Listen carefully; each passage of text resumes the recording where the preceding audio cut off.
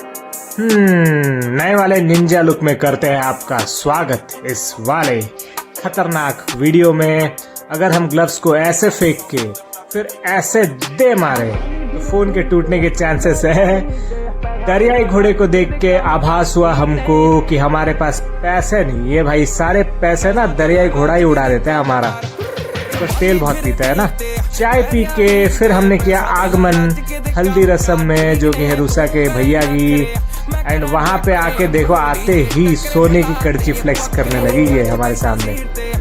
And अगर scrolling में कोई चैंपियन हो सकता है इंस्टा में तो ये बंदा है भाई। इसको कोई हरा के दिखाओ। खाली हमने बिरयानी, उसके बाद पी ली कॉफी एंड कर ली थोड़ी सी मैंडेटोरी वाली बकचोदी।